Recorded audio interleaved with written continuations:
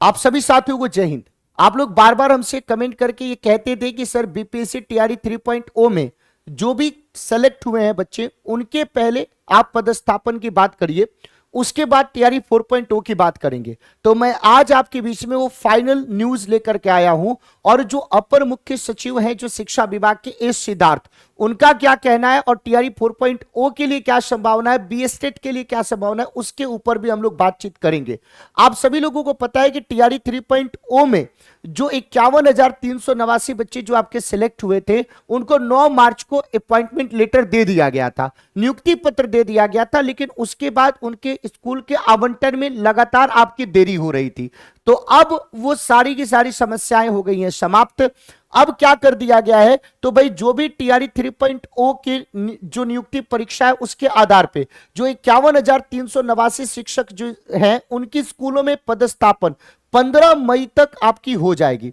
और इसके बाद से स्कूल में जो बहुत हद तक शिक्षकों की जो कमी है वो दूर हो जाएगी, और सभी शिक्षकों के स्कूल पहुंचने के बाद राज्य में शिक्षकों की लगभग संख्या आपकी 6 लाख हो जाएगी। तो जो टीआरई 3.0 है, आप लोगों को पता है कि जो मार्च में अपॉइंटमेंट लेटर दिया गया था, लेकिन मार्च के बाद अप्रैल, अप्रैल के बाद मई, पूरे तरीके से जब मई का महीना आ गया तो बच्चों का सब्र आपके खोता जा रहा था।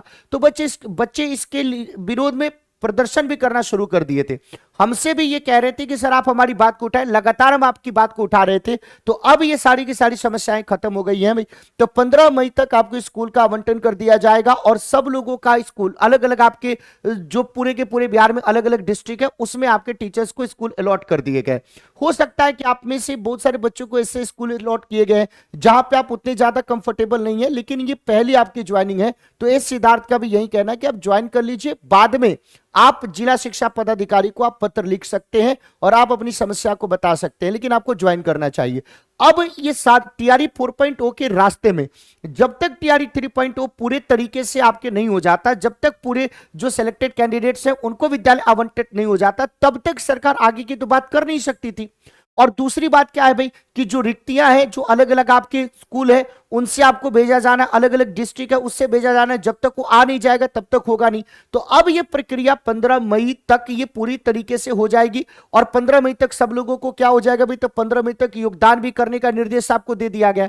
उसके बाद अब टीआरई 4.0 के लिए पहल आपकी शुरू होगी।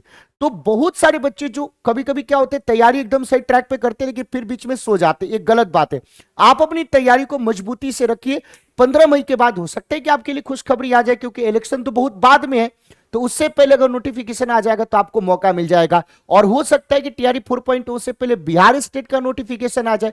तो आप मेहनत करिएगा, जब भी आपके पास आ जाएगा नोटिफिकेशन, आप तैयार रहोगे तो पेपर क्वालिफाई कर जाओगे।